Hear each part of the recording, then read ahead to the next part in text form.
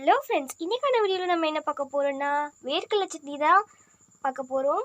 So ரொம்ப டேஸ்டியான மெத்தடில் செய்ய போகிறோம். அதுக்கு நான் வந்து கொஞ்சோண்டு ஆயில் ஊற்றிருக்கேன். இப்போ நம்ம எடுத்து வச்சுருக்க பீனட் சேர்த்துக்கலாம்.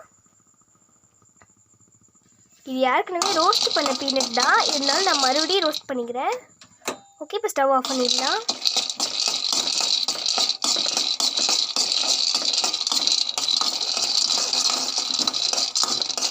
இந்த மாதிரி ஒரு 2 செகண்ட் நம்ம வந்து நல்லா ரோஸ்ட் பண்ணிக்கலாம் அந்த பீனட்டை.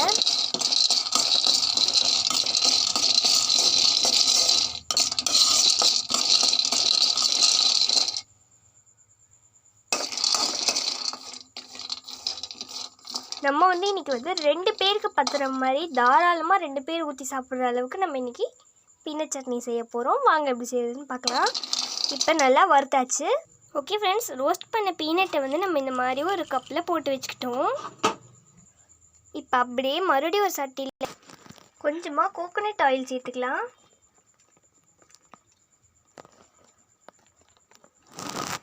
ஓகே, போதும். இப்போ கொஞ்சம் சீரகம், அப்புறம் பச்சை மிளகா, கருவேப்பிலை, வெங்காயம், கொஞ்சம் பூண்டு போட்டு நல்லா ரோஸ்ட் பண்ணிக்கலாம். ஃபர்ஸ்ட்டு நம்ம என்ன சேர்க்க போகிறோம் அப்படின்னா, எடுத்து வச்சுருக்க சீரகம் கொஞ்சம் சேர்த்துக்கலாம். சீரகம் வந்து நமக்கு நல்லா டேஸ்ட் கொடுக்கும். அப்புறம் கொஞ்சம் பூண்டு,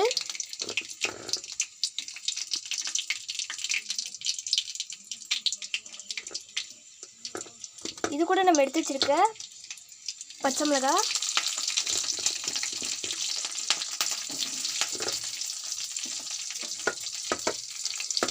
இது கூட கொஞ்சமாக கருவேப்பிலை சேர்த்துக்கலாம்.